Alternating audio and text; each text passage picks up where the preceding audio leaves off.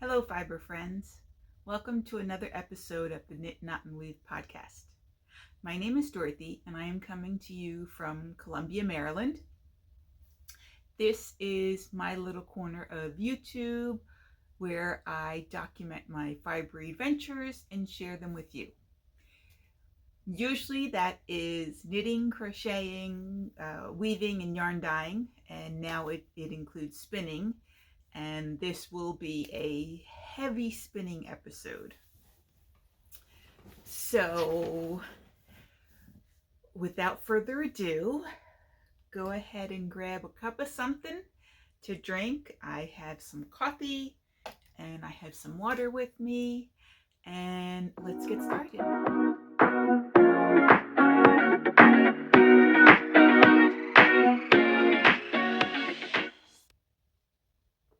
So, hello again. I am just sipping on coffee in my little I knit so I don't choke people. Save a life, send yarn. If you are a returning viewer to the podcast, welcome back. I know it has been a while since my last episode, but I was spinning my heart out during Tour de Fleece. And if you are new to the podcast, if you've just found me, welcome to the crazy. I hope you enjoy it.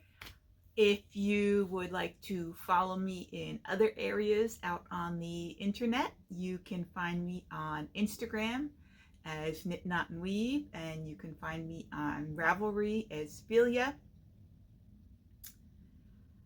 I have no finished objects today.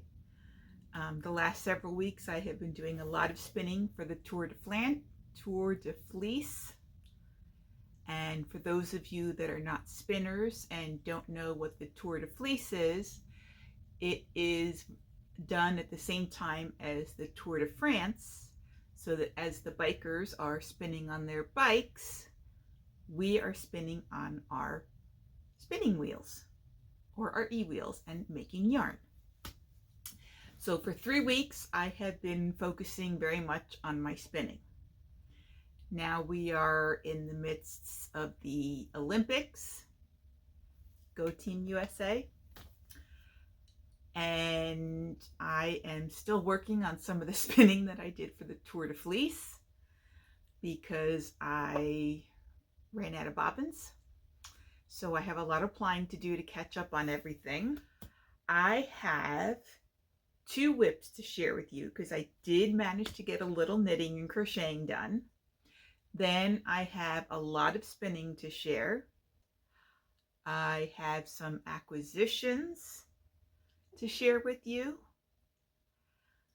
I have some book reading to share with you. I haven't done books in quite a while, so I have some books to share with you. And I think that is all, besides life updates. So let's move on to whips.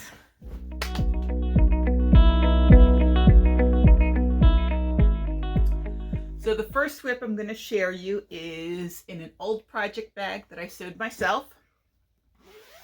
I used to sell project bags on Etsy many, many moons ago. This is a very, very old whip. I have rediscovered it as I was doing some cleaning and decluttering in my house. I don't know why I put it aside when I did, because it was almost finished. And it was, or it is, I should say, the Flaming June cardigan. I don't know how many of you remember this, but it is from Knitty. That's the pattern. So yes, this was started back in, I think it was 2012. And I have been using Elan's Laura base, which is 100% mercerized cotton. And the main body of the cardigan has been finished. So I had navy, and I had this electric lime green, so that's what I used. I thought it was a neat color combination. So the main body of the cardigan and the shawl collar have been done. And I was approximately halfway done. On the arms, halfway done on the sleeves when I found it again. So these are the sleeves. I did a little modification on the sleeves, and then I think the sleeves were all supposed to be like this, but I did one of these like stripes on the opposite sleeve, and I was approximately here when I picked this back up. So I've managed to knit all of this. Now this was another modification I made because I was running out of blue yarn. And yes, I knit my sleeves 2 at a time. So I decided to do the same striping pattern, except I did opposite. So that's the 3 solids at the top, and then I did the stripe at the top. Let me start this again. I did 3 stripes at the bottom of solids, and then I did alternating stripes on this one. So when we get towards the top of the sleeve, I just mix matched them. Is that right? Yeah. And unfortunately, that is all the yarn I have left in blue. So I lost at Yarn Chicken. I went onto Ravelry and I found 2 people that had their blue skeins up for sale. I contacted them both. One has gotten back to me, and she said that if she can find them, she is happy to just send them to me. So I'm keeping my fingers crossed. If not, I may just have to take these back and make the arms shorter. The problem is that I don't know how far up my arm I can go with this, with the width that this is at the bottom. So as you can see in the picture, the sleeves are very long. So I am at a loss as to how I managed to start this not having enough yarn, because this really would have been my very first attempt at a sweater for myself, and there's no way I would have even attempted it if I did not have the right amount of yardage that the pattern called for. So I am praying, I am hoping that this other knitter comes through and she finds her 2 skeins of blue. I really think I only need 1, because I am almost done with the sleeve shaping at the top. So all I would need is a little bit more, and then just enough to seam the sleeves together and then seam them into the cardigan. So keep your fingers crossed for me. The other whip that I will be talking about is my Scrappy Tee. It is in one of our retreat bags that we got from our knitting group. And it's the Scrappy Granny Tee by Hooked Hazel. I've been working on this one for a while, sort of been going back and forth on it. And here I am. I have separated the sleeves, and I'm about 2 inches, maybe 1.5 inches down on the body. I did have to make some modifications and rip this out. I was following the pattern exactly, and in the pattern it wanted me to add 9 stitches here for when I separated for the sleeves. It wanted me to crochet 9 foundation chains. I was adding 9 stitches under each sleeve, and then I was continuing in the granny stripe pattern, except when I tried it on, it was huge over here. So I noticed that I could attach, let me see if I could find it. Here we go. So I noticed as I was trying it on that I was able to bring both sides together and I still had plenty of room. So I ripped it back, took out the 9 stitches, and just crocheted across as if I wasn't to add any extra stitches in. And I need to try this on one more time before I go any further, but I think this is going to work. And as you can see, here is the progress keeper. So here's where I was last time we spoke. So I managed to get all of this done.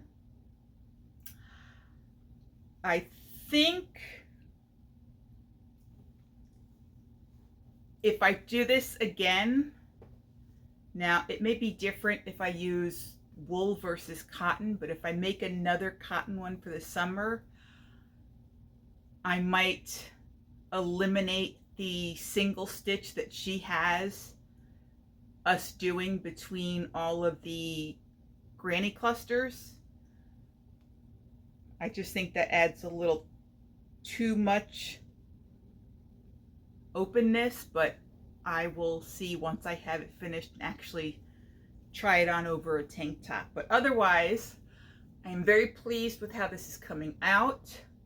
I am very much loving the color transitions. I am using Stitch Studio by Nicole, which was purchased from AC Moore, and they unfortunately have gone out of business. So I do have another skein, which it looks like I may be running out before I have the length that I need. So I will probably start from the outside and work my way back in the transition this way. I am using and I don't have it in here. Yes, I do. I am using a 4.25 millimeter hook, which is a G. And I say this all the time, always check the millimeters on the hook to the pattern. Never go by the US letter size, because some letter sizes can be, and I think G is one of them. So a G in one set could be a 4.0 millimeter, and a G in another set could be a 4.25 millimeter. And I think some of the smaller sizes like D and C and D might be the same way, where it could be 2 different millimeter sizes. But anyhow,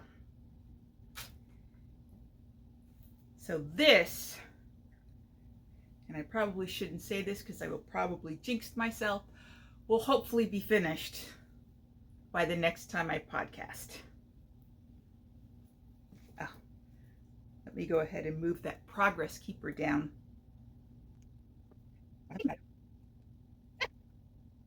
Okay, so the progress keeper is now down at the bottom, and we will see this one again soon. So, moving on to spinning and the Tour de Fleece.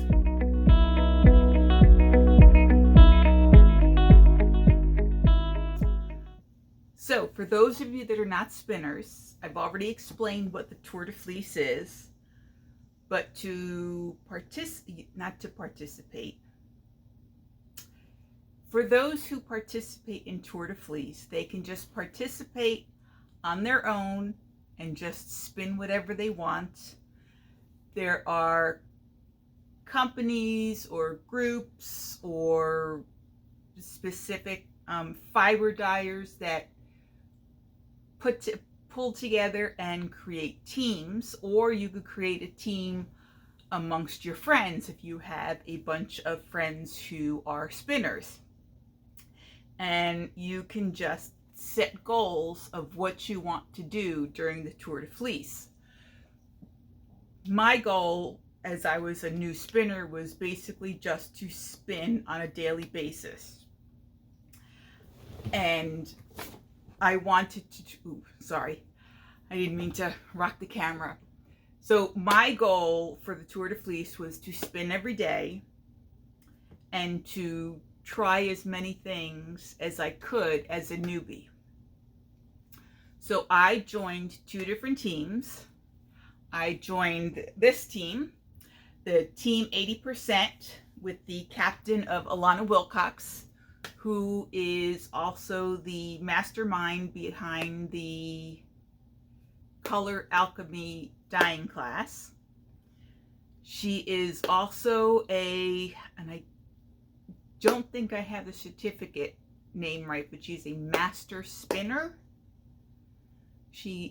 I don't know all the qualifications and necessities of getting the spinning certificate, but she also has several classes online that you can take from her in regards to spinning, consistency, two-plying, prepping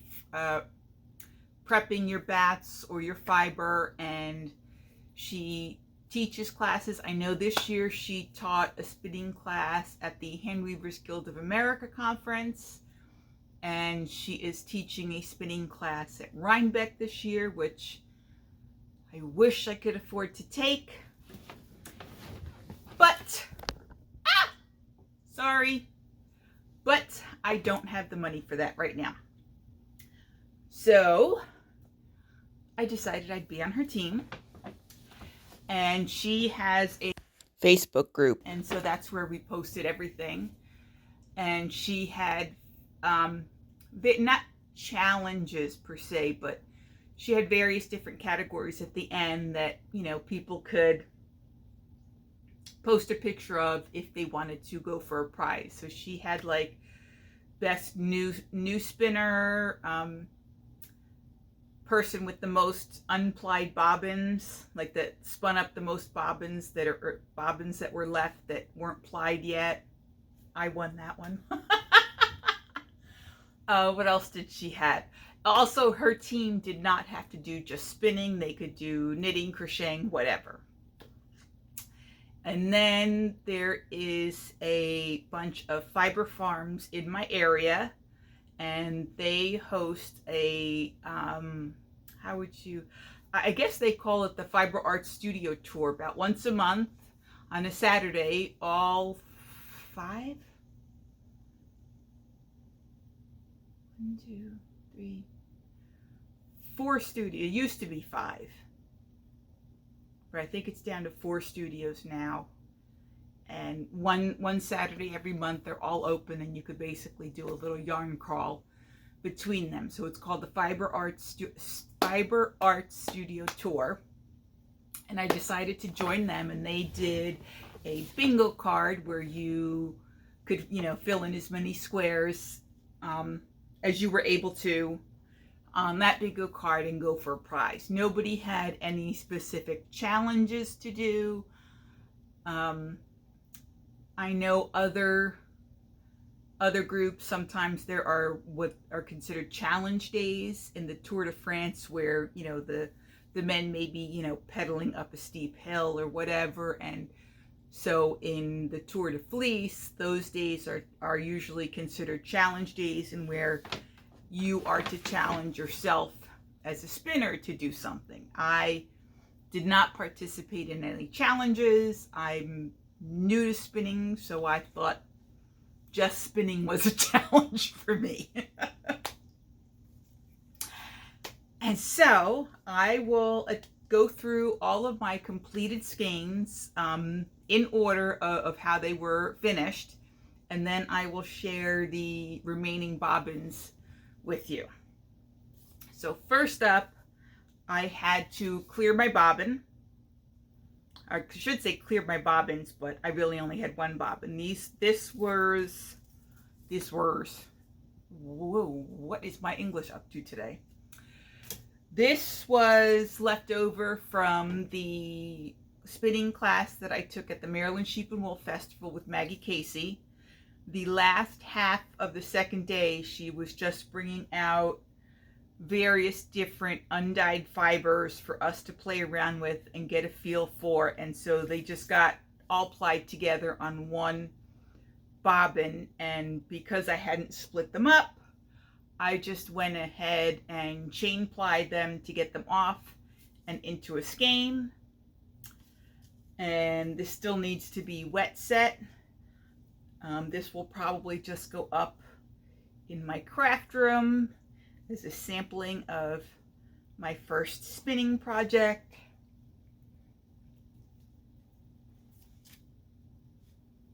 And then I think on most of them, I am using these Tyvek bracelets so that I can write on them what the fiber was, you know, maybe even who the dyer was, what the yardage was, whatever I need to distinguish that skein of yarn. So first up, I spun some, the natural white is Corriedale, and the blue was either merino or Polworth. I have a feeling now that I have spun up both that it was Polworth, because it was a little bit, it wasn't as slick and slippery as merino is. And I have two separate, so I was able to skein all of this up on one bobbin. I'm sorry, not skein. Plied it all up on one bobbin. And then this is the remaining leftovers that I plied onto another bobbin, so I probably use this little bit to do a swatch and figure out what size needles I would use for something. As you can see there, it's definitely, you know, your thick and thin, what we call newbie yarn.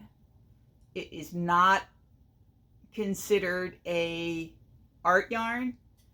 I have watched many videos on art yarns, and to create thick and thin art yarn is a totally different technique than just learning how to spin. But I had lots of fun, and this has been wet set. And I'm happy to say this is what they call a balanced yarn.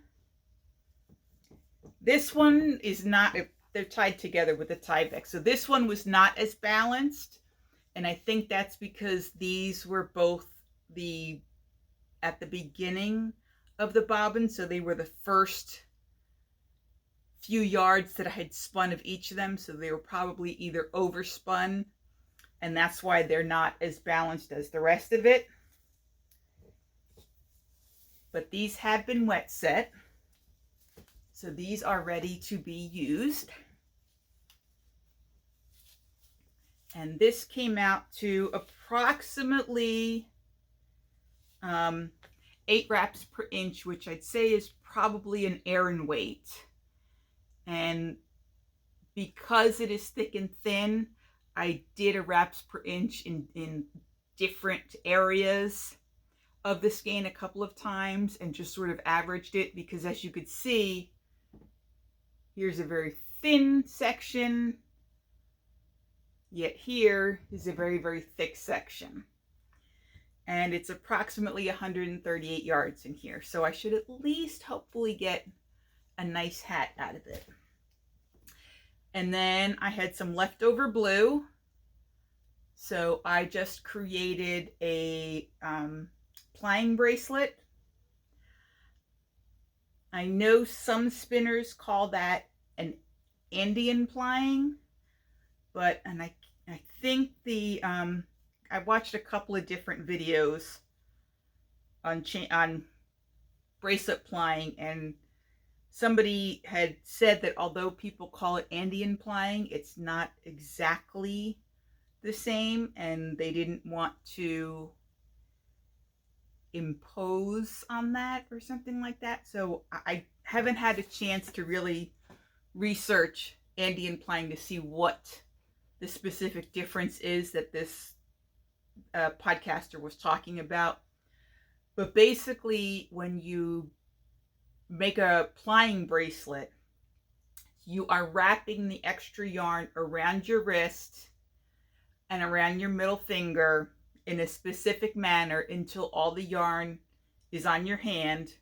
Then you are pulling what is on your middle finger off, and then you're just plying from both ends around your wrist.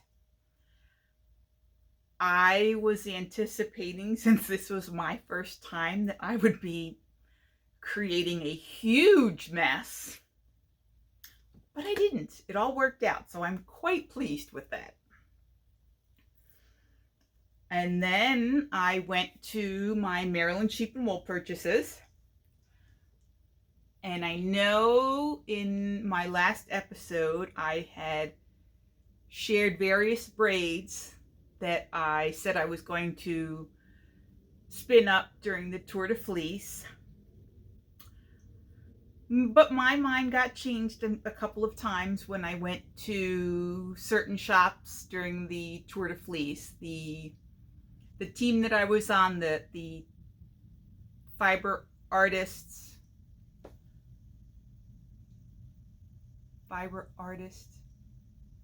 tour group. No, I'm saying that wrong.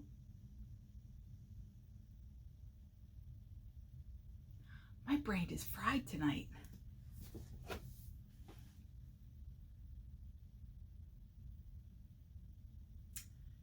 Anyhow, and I know I just said it at the beginning.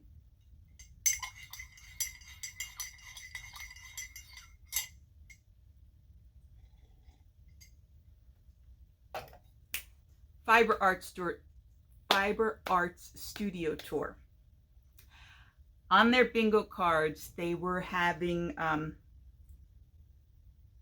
know why, I always feel like I have an eyelash in my eye whenever I podcast. The Fiber Arts Studio Tour that was also doing a Tour de Fleece bingo card had several spin-ins at their various shops, and I attended a couple hoping to meet other spinners and spin with them for a little while. They weren't very clear, like they had open studio times from like 11 to 4, but there was never any clear distinction as to when the spinning was happening. So a couple of times when I went, there were no other people there spinning, and I just wound up buying fiber. And in speaking with Karen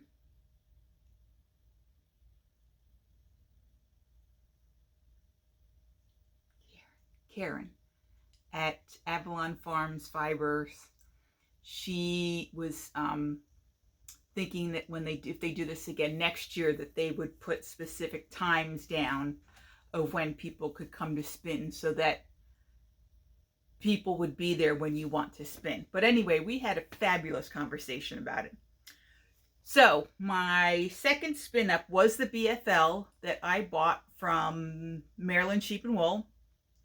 It was an 8-ounce bag, and it had 2 distinct colors. I will put a picture up here. I can speak. I will put a picture up here of the 2 different bobbins that I filled, and you can see how the colors are very distinctly different. And then I plied them together. I'm happy to say this has also been wet set, and it turned out to be a pretty balanced skein. So I'm somewhat pleased about that. So this is all BFL, non-superwash BFL.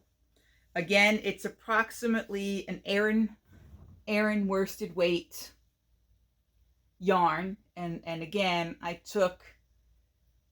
did the wraps per inch in several various spots because I was still very thick and thin on this spin as well. But because it was 8 ounces, I did manage to get approximately 225 yards in this skein. I have no idea what I'm going to make with this skein, but I do love the colors. So that was fun. These were both spun on my Kromsky Sonata. So I have a Kromsky Sonata that I purchased at the Maryland Sheep and Wool Festival. And I bought an EEW 6.1 spinner. I went a little overboard. So next up was believe it was this yarn. Now this is when I did one of my experiments, I guess you could say. I went to Withers Wool, which is on the Fiber Art Studio tour. It was one of the local farms that has fiber, and had a lovely, lovely conversation with the owner, Mark, and I got to meet his sheep, and I got to meet a few of his goats. And he is a wonderful art yarn spinner as well. He sells a lot of his art yarn at his studio. When I went, he showed a demonstration of how to do coiling and beehives, which didn't look too difficult. But I'm not ready to start art yarning yet.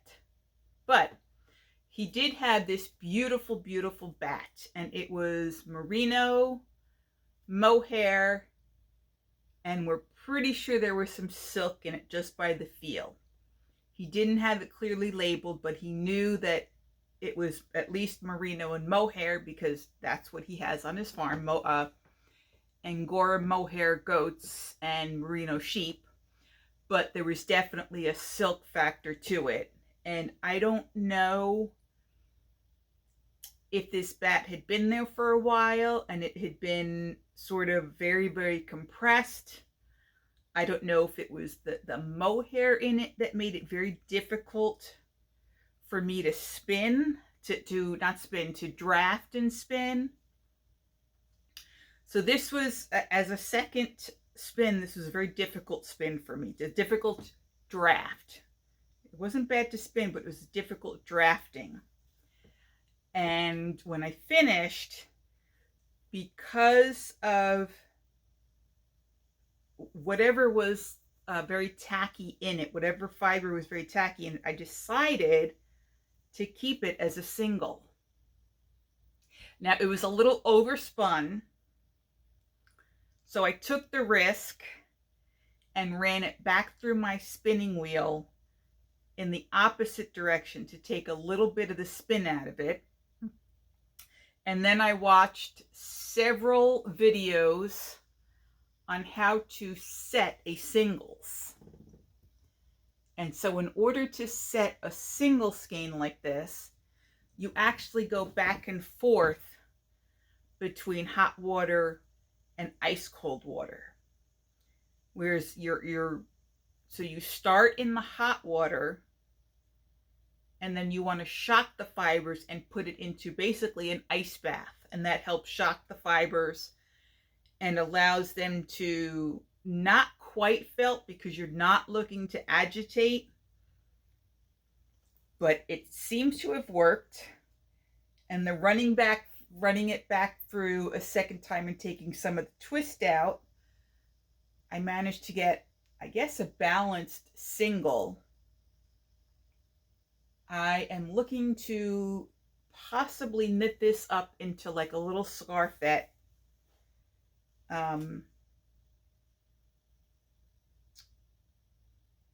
This has come out to about a 13 whips per inch, so somewhere between a heavy fingering and a sport weight.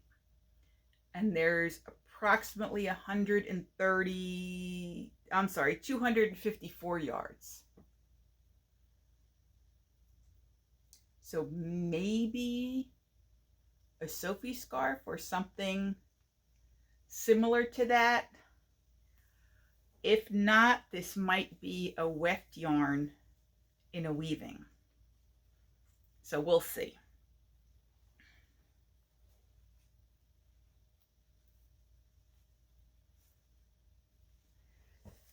Then when I made my first trip out to Avalon Farms,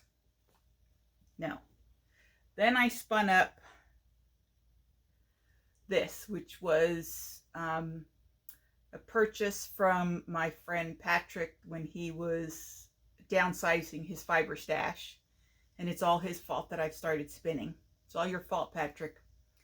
And we believe that this was a dragonfly fiber base. And we think it's Polworth.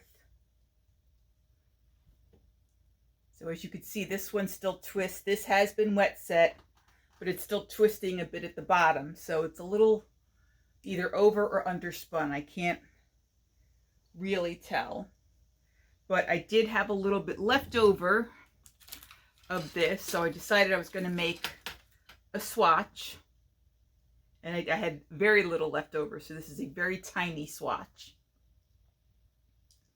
But I started with a size Evan. Size Evan. What the heck is a size Evan? A size 7, then went to an 8, and then went to a 9. And my friend Ellen and I both agreed that we liked the 7 and we liked the 9 the best.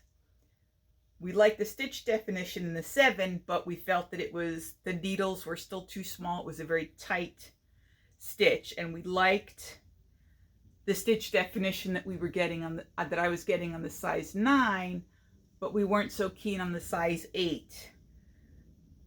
But I think that might have something to do with the way the yarn was spun in that section, I'm guessing. Like maybe if I had done this whole swatch on a size 8, or if I had maybe, I don't know, done 8, 9, 7, maybe it would look different. I don't know. But so I'm thinking that I'll be doing a hat in this. And this is kind of like a DK weight. And I think there was 167 yards in this one. I lost the Tyvek on this one. But this will probably be the first hand spun yarn that I will be knitting up on. Then when I was at Avalon Farms, I had purchased 3 things. I had purchased 2 bags of roving because I wanted to try out what spinning with pencil roving was. And then she had this bag of little balls of fiber that she called fiber wisps. It was approximately 2 ounces in total in the bag. And I think it was maybe a dozen different little balls of yarn. So maybe what, 20, like a quarter of a gram to a half a gram each or something. No, I guess a quarter of a gram. Probably around like 0.20 to 0.25 grams of each color. And so I came home and I just started spinning on the pencil roving because I really wanted to see if I could feel the difference between roving and comb top. Definitely can. I enjoyed it. These were both merino cross with polypay yarn and mohair. And I had originally bought these 2 colors because I was going to, they looked like they matched, not matched, but they looked like they would complement each other, and I was going to spin one bag and then ply them together. But once I had them on the singles, really fell in love with this color, and I didn't want to ply it with this color. So I tried another new technique with this. Don't know if I will ever try this again, but I have seen quite a number of podcasters that will take their single spun yarn, cake it into a ball, and then ply from the ball. Maybe they have had more practice at it, or maybe they do not spin their singles or overspin their singles as much as I do as a newbie. But I was fighting that ball the whole time I was plying this yarn. Now this has not been wet set yet, and you will see just how overspun it is, because if it was balanced, it would look like this. And you can see it just spins right up on itself. So some of this may get redistributed a little when I wet set it, but not a whole lot, I'm pretty sure. And again, there is still some thick and thin consistency in this yarn. And it's very sticky, and I think that has to do with the mohair in it. I'm not sure if I would wear this against my skin, but I may weave with it. And I didn't put the Tyvek on this one because I haven't wet set it yet. So I will recount that at that point.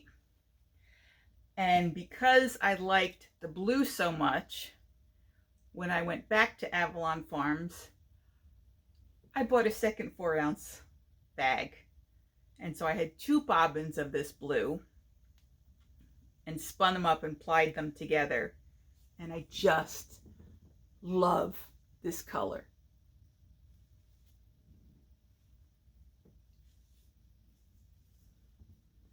This came out pretty balanced. It does need to be wet set, so hopefully once I wet set it, it'll lay a little more evenly. This is probably one of my more consistent spins. I don't know how well you can see that since it's all one color. But this one came out to about a sport weight, and I have approximately 274 yards in here. And again, this is a merino cross polypay wool and mohair. So I'm wondering, I don't have the fluff that you would normally see in a mohair, but I'm wondering if that will come out once I do the wet setting of it. And then once I had these done, I decided I want to try my hand at merino. I was always told never start with merino.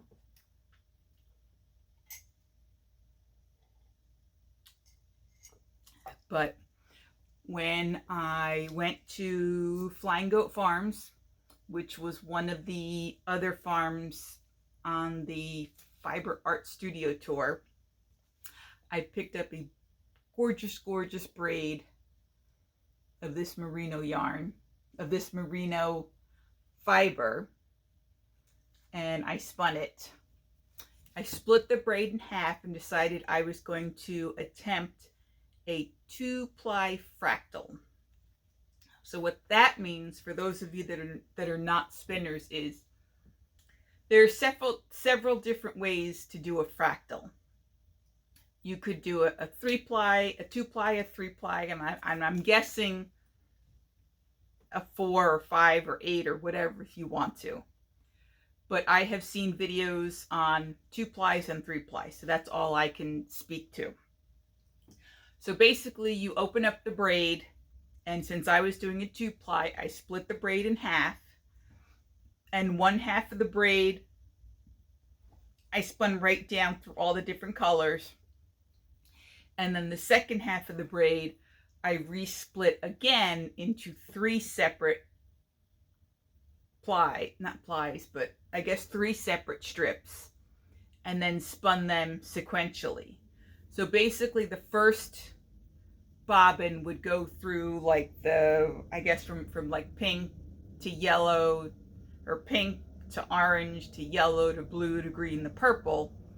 And then the second bobbin would have shorter repeats: pink, orange, yellow, green, blue, purple, pink, orange, yellow, whatever. And then I plied them together.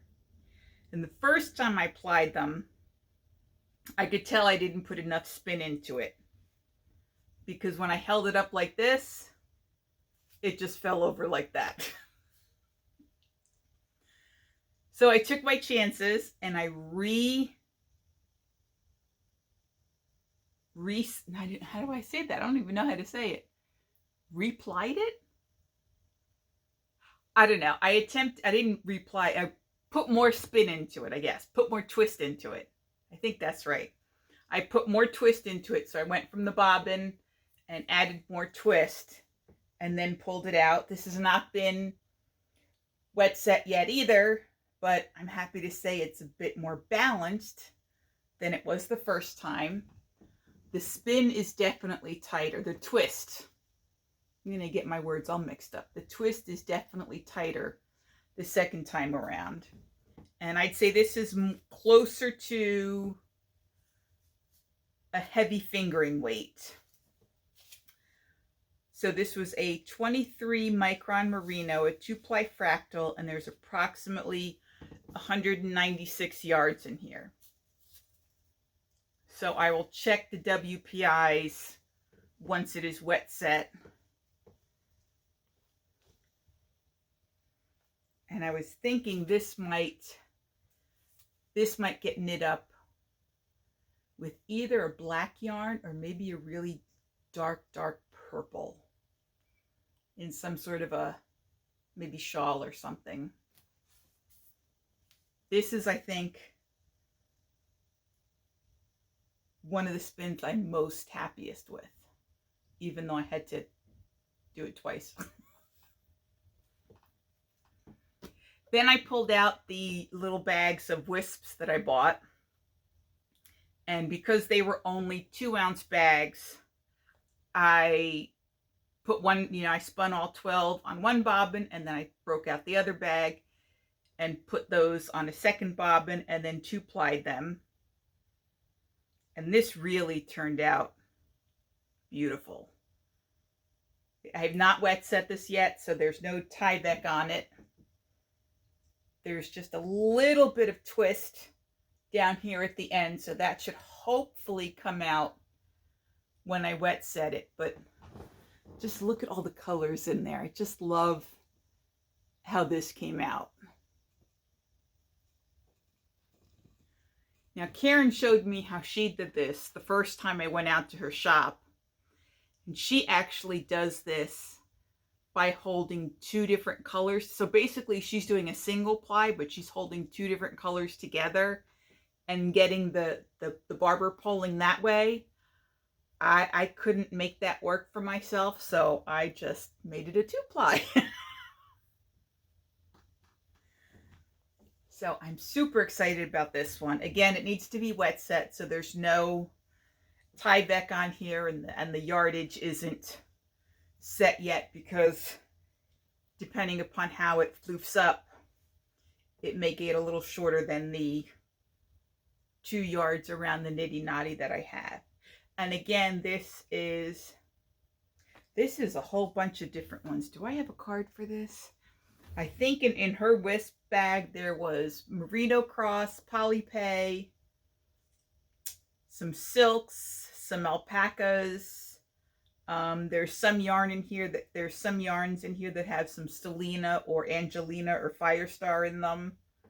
So this was a real mix, and this was just a lot of fun to spin up, to just see how, I didn't try to color coordinate or match anything. If a particular bag had maybe, 1 or 2 balls that were similar, I would just make sure that I applied those 2 at the beginning and then save the other 2 for somewhere towards the end of the skein. And I just sort of crossed my fingers that the colors would not match up with the other bag, and I don't think they did. So I am quite pleased with this skein.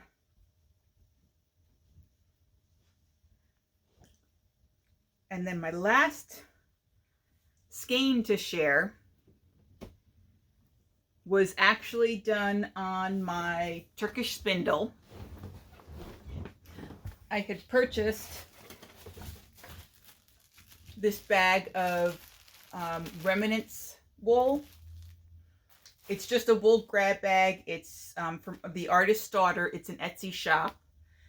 And it was 12 ounces of just various different colored wools. Now, it doesn't say what kind of wool, it just says wool. So I bought this to play around. I thought I would use this on the spinning wheel first, but it turned out that I used it on the Turkish spindle. Turkish spindle. Shh. I'm getting my shh mixed up. And so I will put a picture up in here of the 3 little turtles that I made. And then I 3-plied it together.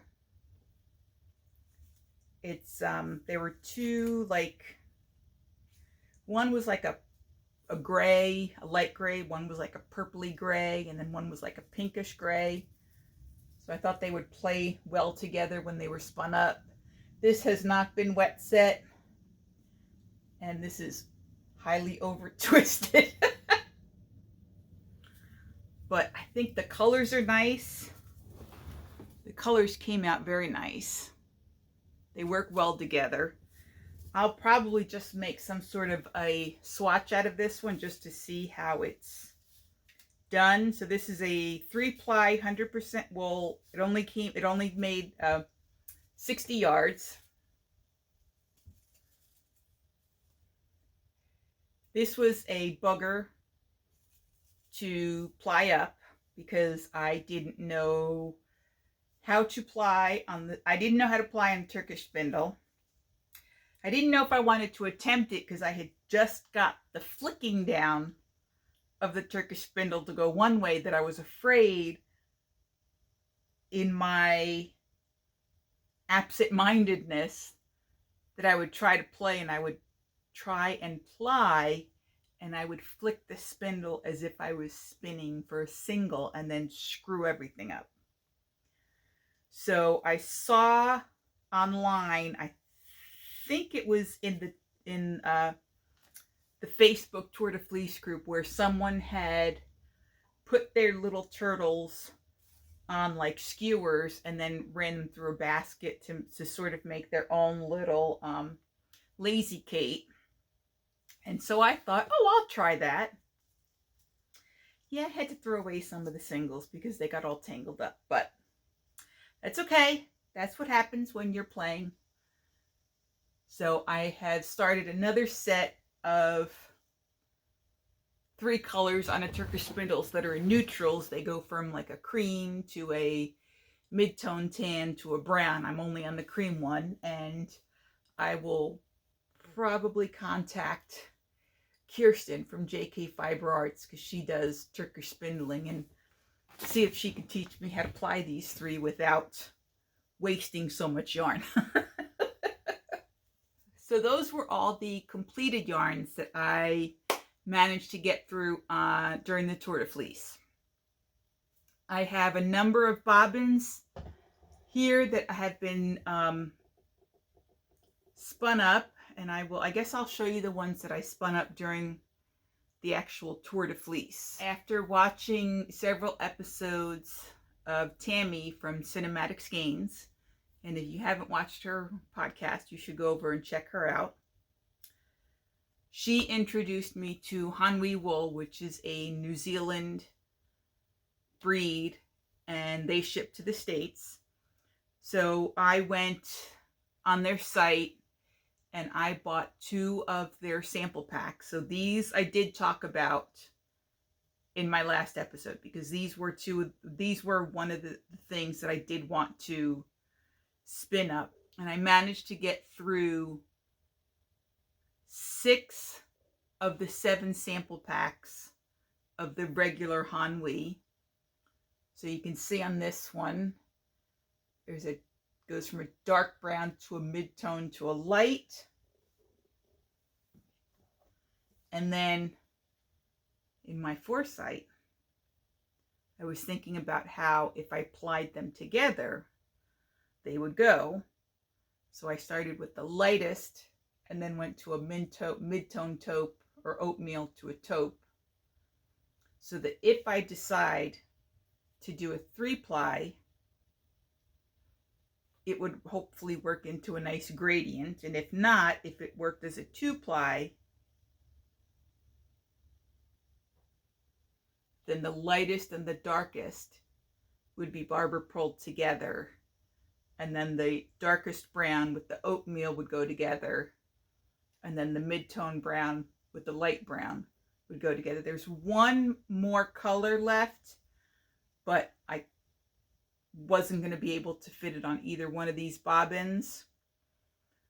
So I still have that to spin up, and then I'll probably decide how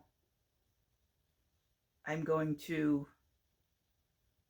ply them, whether it's going to be chain plied or a 2-ply. But this was, oh my God, this was heaven to spin up. Heaven. I cannot wait. I'm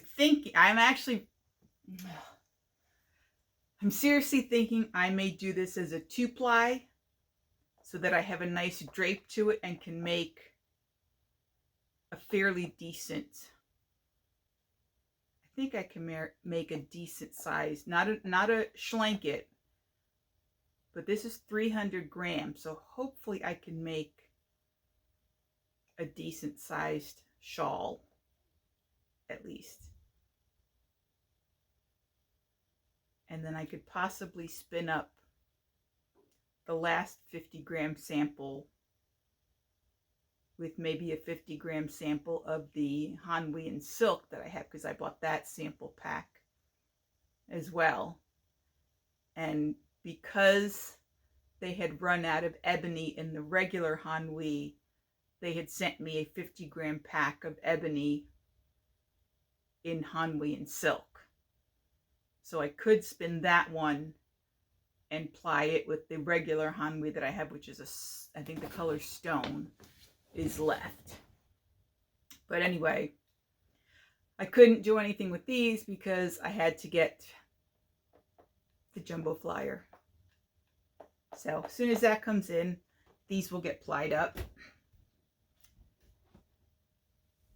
Then I went to a spin-in at Avalon Farms with Kirsten one day, and I had bought some Rolags at Sheep and Wool, and I was going to have Kirsten teach me how to do the long draw.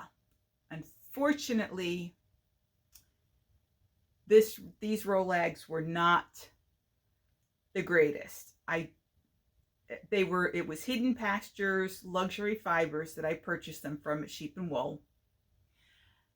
And I'm wondering if the way she packages them, the fibers just got too compressed to really be nice and airy Rolags. Because there were like 4 Rolags that were probably about this long, folded in half, and then all 4 were stuffed into a little plastic bag. And I mean, stuffed in there. So I'm wondering if this may have been an older bag and it was just too compressed and it did not flow out nicely. So I could not do long draw on this one. And I wound up just doing it with a short forward draw. And I'm debating on, again, spinning up a different color, maybe a pink, and 2-plying them together. But just the other day, I pulled out the other set of Rolags, and you'll be able to see here in a minute. The other Rolags that I spun out from the same place, Hidden Pastures, was this green one. And this one I was able to do long draw with, mostly. Some of the silk sections I had to be careful with because there was a lot of silk, but you could see how much floofier this one is. And this one feels very, compact, whereas this one, there's a lot of squish. So there's definitely much more air in this spin than in this spin. I don't know what I'm doing with this one yet. I may just 3-ply it up and see what happens. I really liked the colors in the bag. I'm not so keen on the colors here, at least not for me. Like, this is not my color green to wear, so I don't know. This may wind up being a 3-ply. Then I got, as part of a thank you from Avalon Farms, when you purchased anything from her during the Tour de Fleece, she gave you a free 2 ounces of roving. And so here is my 2 ounces all spun up. Again, this is a mix of mohair cross, poly play, and mohair. So I am thinking I might do this as a 3-ply to again just practice some 3-ply and then knit it up and see what it does. I'm getting more consistent in my singles as I ply up my, you can see this is a little wonky because my auto winder, the battery died and I didn't realize it until I saw this huge mound of yarn here. Note to self, always check. So that was a nice spin. And then I broke into some of the braids and I wound up changing my mind on some of them. Because, you know, I'm allowed to. So here is a braid that I had purchased from Patrick. It was Spirit Trail Fibers. It was from their spinning club in 2005. The colorway is Spice Road. And it was 100% Tarhi top. And I'll put a picture here because I did 3 different bobbins. So this is my first official 3-ply. And I just finished spinning it or plying it the other day. So I'm just letting it rest on the bobbin before I put it into a nitty knotty. I'm very pleased with how this looks on the bobbin, but I am wondering if it's a little underplied because I have almost no twist in it from here. So I'm debating on running it through again and putting a little more twist into it, but I'm also afraid of screwing it up. So I might just leave it and just see what happens. Then I decided to go with another merino. This one is a superwash. It was from Fiber Optics, and the colorway is Autumn Leaves. And I spun it color-wise to keep the colors together. So I'm thinking this is going to be chain plied. But because it is, I think this is the thinnest I've managed to get a single. I want to practice chain plying a little bit more before I attempt it on this one, because I'd really like to see the colors stay together and make it nice and neat so that it's an actual useful skein.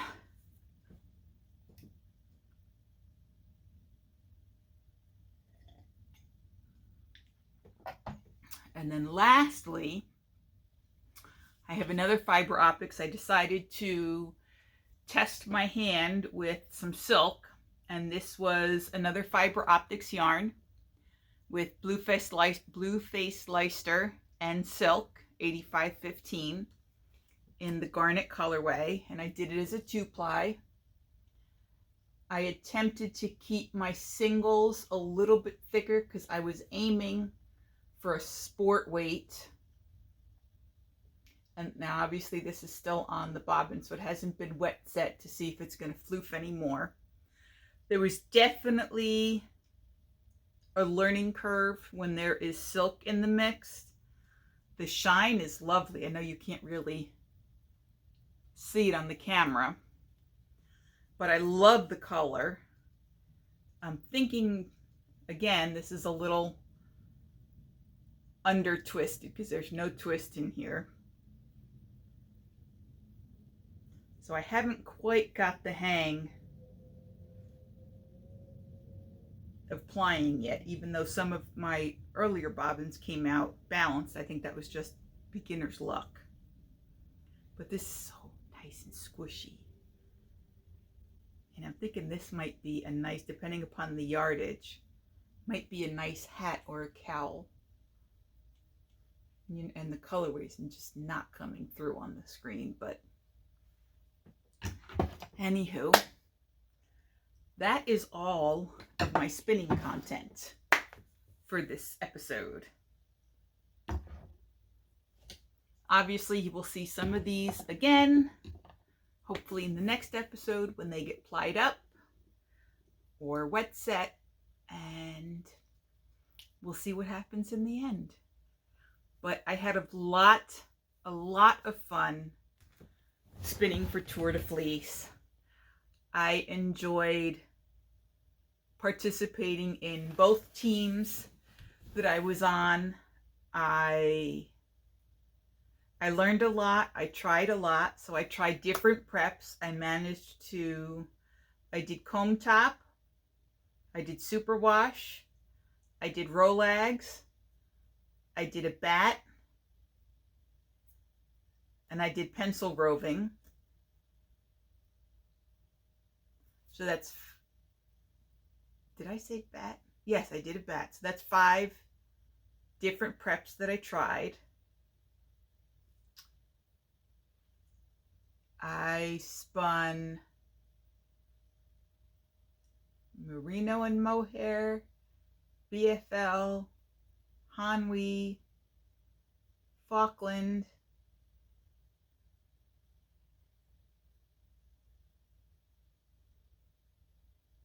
Cordale,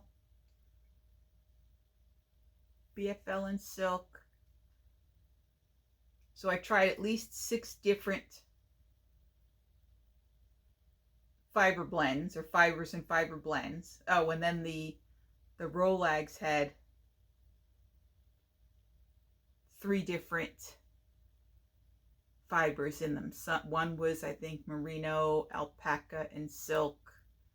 And the other was merino, Teasdale, and silk, I think. Silk noils or sorry, silk. So I had a good sampling of fibers that I tried. I learned how to bracelet ply, which I'm very pleased with because that will help a lot when doing 2 plies and running out. I learned that I do not like to ply from a center pull ball. I did my first 3 ply. I did my first chain plying.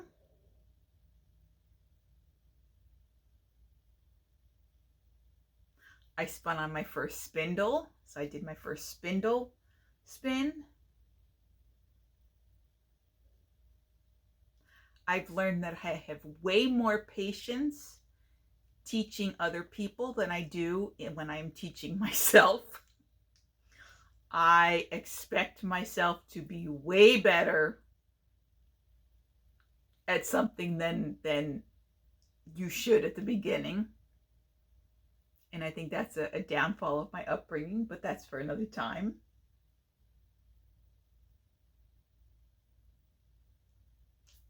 And that's it. So I think in 3 weeks I learned a lot. I did a lot. I experimented a lot. I'm very pleased with what I did. The groups that I participated in were all very, very helpful. Lots of cheerleading and you know, positive feedback.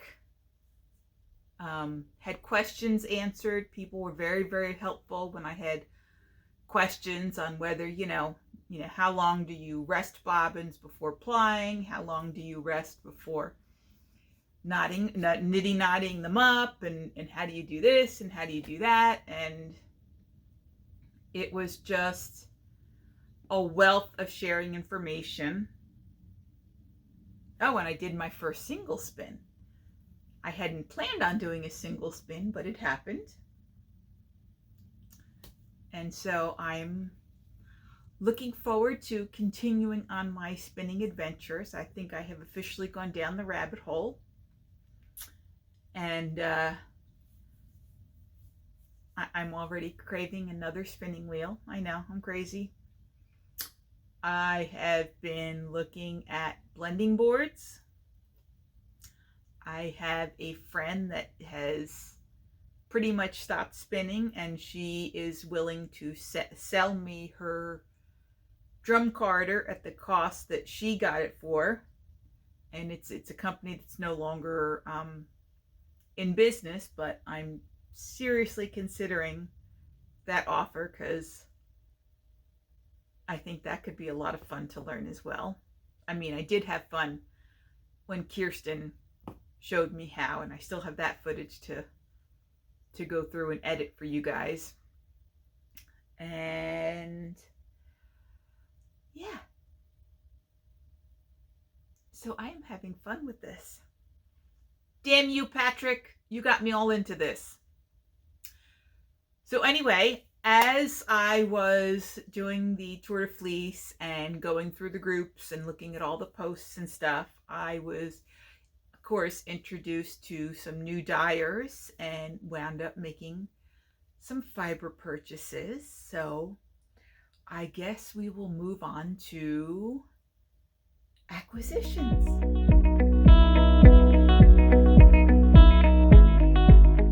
So I will start with my fiber acquisitions first, and then I will share what I purchased at Knit Every Stitch for my trip to New York.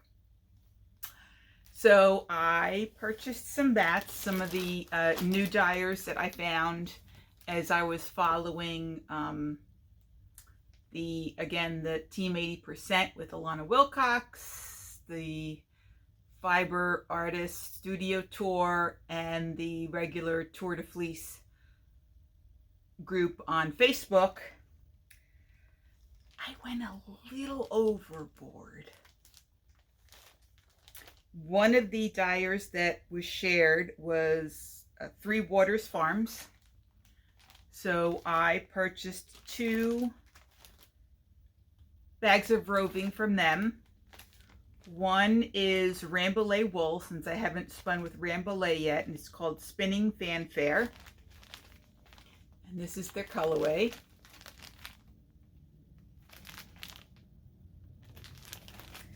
And then I decided I really wanted to try and spin up to knit a pair of socks. And they had some superwash merino and nylon in the colorway called Capture the Flag. So this I might be holding on to for a little while until I can get a tad more consistent. Then I was introduced to a Canadian dyer, and they are Bramble Ridge, and I bought 4 braids from them.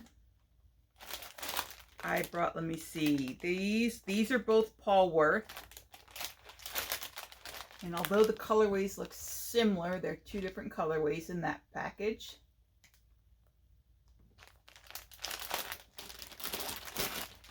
And then the other package is, one is South American top, and the other one is a dyed Hanwi wool. So this is South American top, and this colorway is Vineyard. And this is the dyed Hanwi, and this one is called Villainous. These are both pretty. These I might do a combo spin, since they are so light, to get a little bit more yardage, and spin one whole braid on one bobbin and the other whole braid on another bobbin, and then ply them together. That's my plan for those 2. As for the South and the Hanwi, I don't know yet. Then I was introduced to the dyer called the business called Greenwood Dyer, and she was having a sale,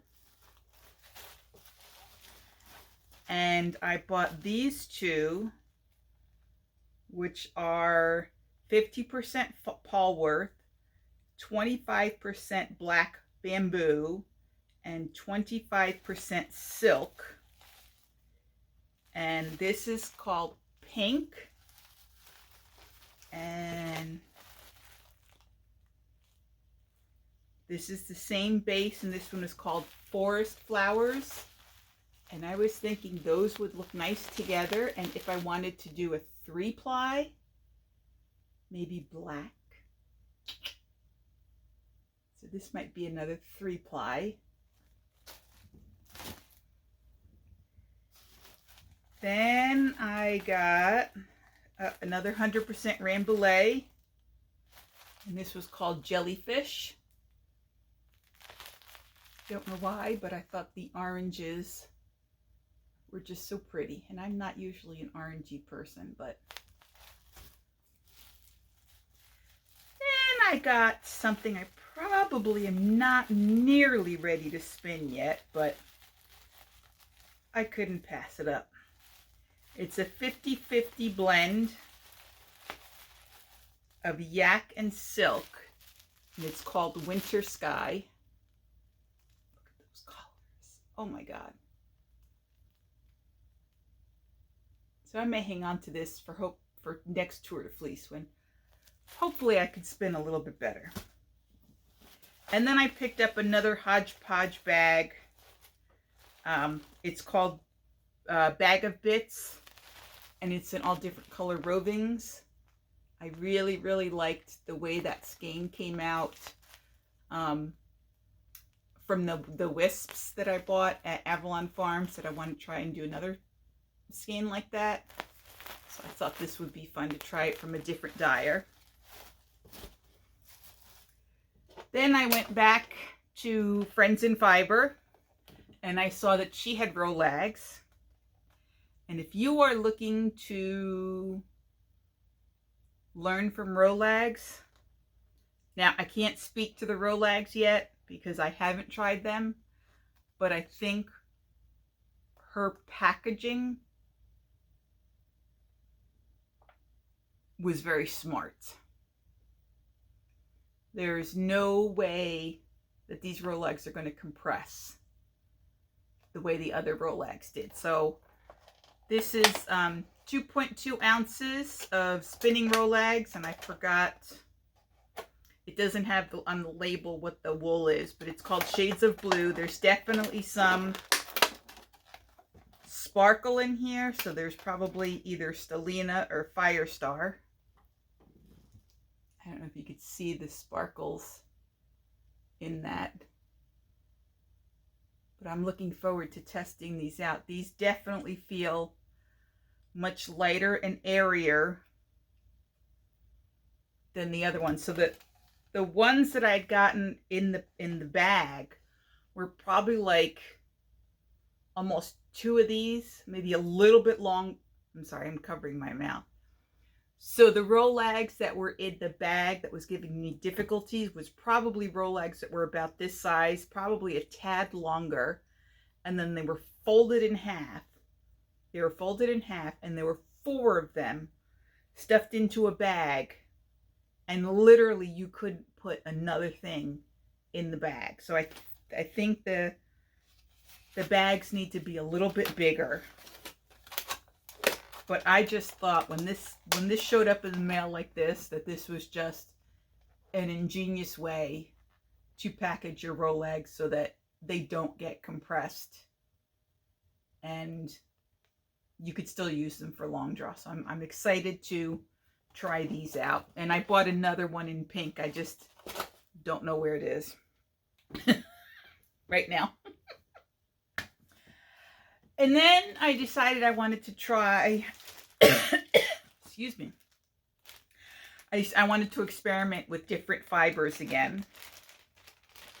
So I went on to Etsy, and I went to, what is this called?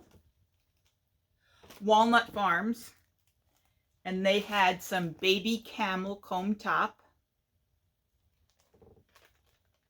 And this is super soft.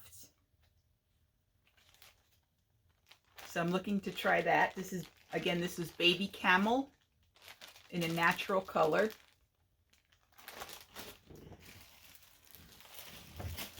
Then they had, this is a blend of 40% Falkland, 20% baby camel, 20% Erie silk. I've never heard of that kind of silk. And 20% llama. So this will be interesting to play around with.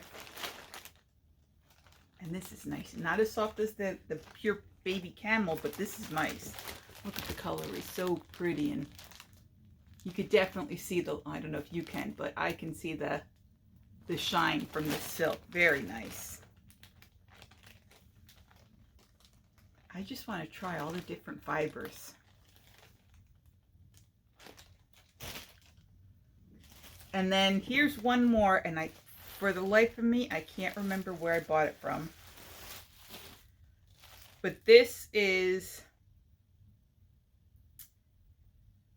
5.5 ounces of baby llama. In a beautiful, beautiful silver gray. And this is nice and soft. Oh my God.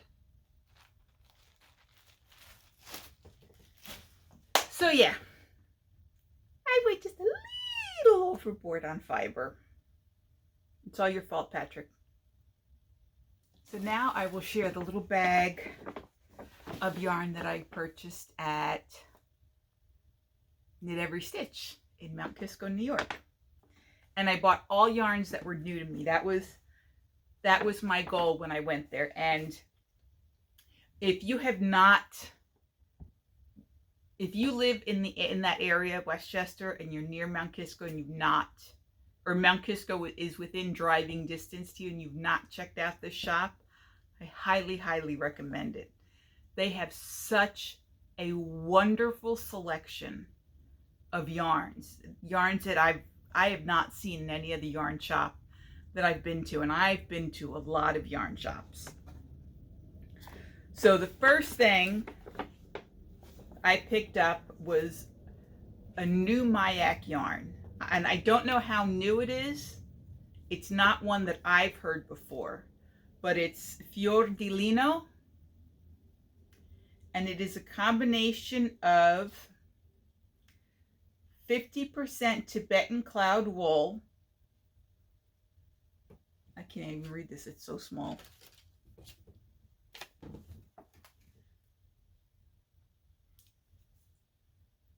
So 50% Tibetan cloud wool, 35% baby yak, and 15% Italian merino.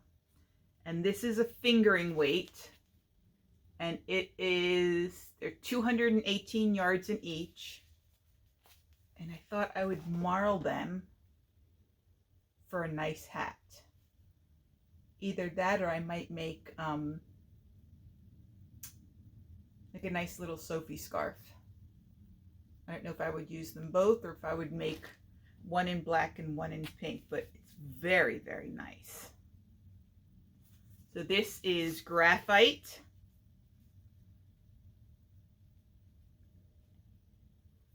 And this is anemone pink. I'm not sure I'm saying that first word right. But again, Fior di Lino. And it's a Mayak yarn. And then this weekend, they were having a trunk show for Upland Fiber Company, and they had just a sampling of his yarns in worsted and fingering weight there. And I was lucky enough that the owner was willing to sell me one skein. So I bought the worsted because I wanted to try it. This is a new yarn. It is a worsted weight, 3-ply, and it is a 50-50 mix of American Cormo and American Cordale. And this colorway is Mariner. So I thought this would make a nice hat. And I get to try out a new yarn. That's what I like to do when I see new yarns and I don't know how they're going to work. I like to buy 1 or 2 skeins to try them out in a hat. Then I saw this, Ito. Awayuki. I'm not sure how to pronounce that, but I'm going with Awayuki. It is an 80% mohair, 20% silk.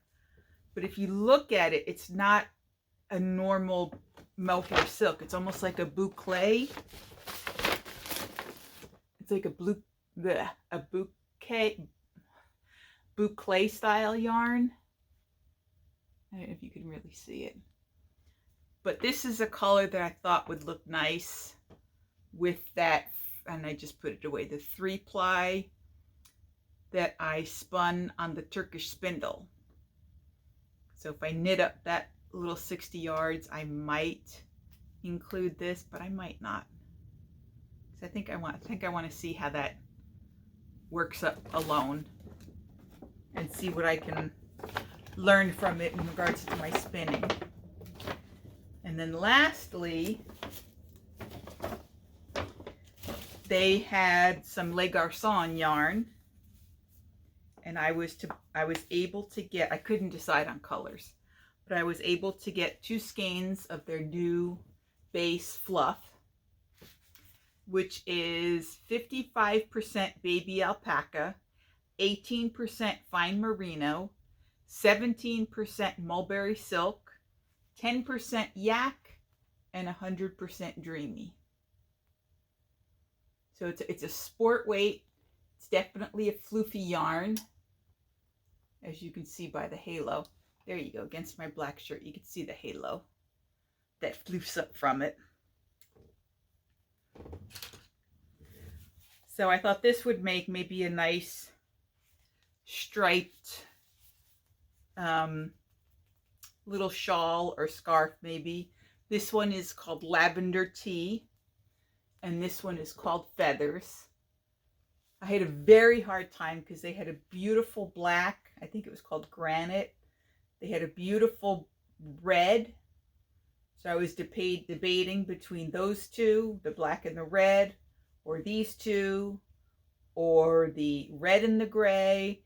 Then they also had a very, very pretty pink, and I was debating between the pink and the red and the pink and the black, and I went with these two. And that's it. That's all I purchased. Just a little over my budget. So that is all I have, and it is over an hour already. My gosh, should I share my books with you? I guess I will very quickly. What did I read? I don't even remember now.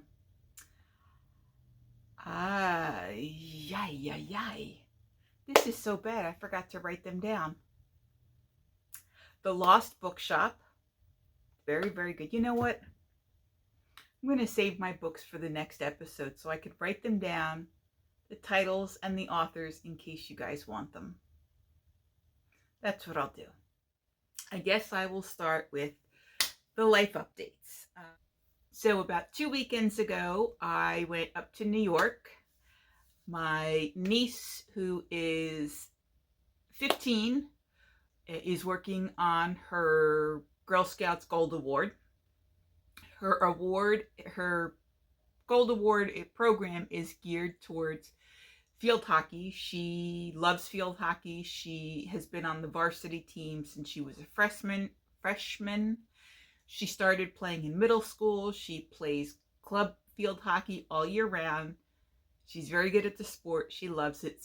But she's noticing a decline in the sports around her county. So she was having a Olympic watch party Saturday night for the very first field hockey game with the US team, and they were playing, I believe they were playing Australia. And then that started her gold program, and in about, I think, a week and a half to 2 weeks, she is actually running clinics. I think she's running clinics for about 2 weeks for any middle schooler who would like to learn or advance their skills in field hockey before they get to high school. And so we were up in New York. My friend Ellen drove up with me so that I didn't have to drive alone. And because she hasn't seen my folks in a while, and I knew my mom would probably have some zucchini flowers that she would fry up, and Ellen loves zucchini flowers, so it was a win-win for all of us.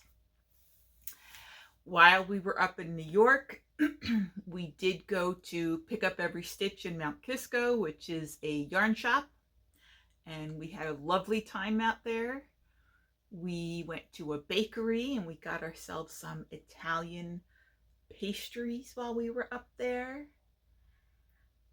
And I can't believe my summer is almost over. I have about one more week of freedom, and then I need to start doing some of my summer days back at my school next week. And then the following week, all the teachers come back, and then the week after that, school officially starts. So I think that is all I have for life updates. So I will end this now, and then I will hopefully get to editing it first thing tomorrow and get it up tomorrow night, hopefully. So if you have enjoyed this video, please make sure you give it a thumbs up.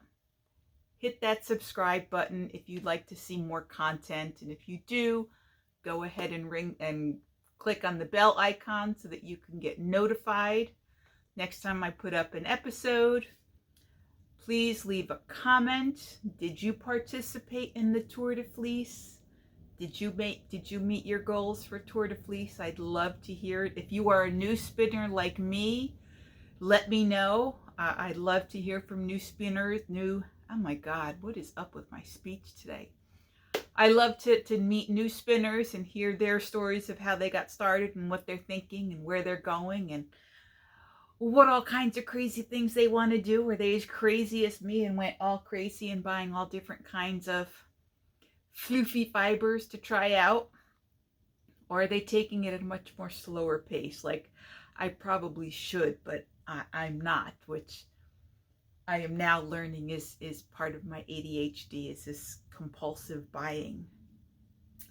So yeah, I'm looking forward to it. So of course it is up to you, but I would really appreciate a like, a subscribe, your comments. I love reading your comments. I love the community that we are building here. I thank you so much for coming to watch me, and I appreciate you being here.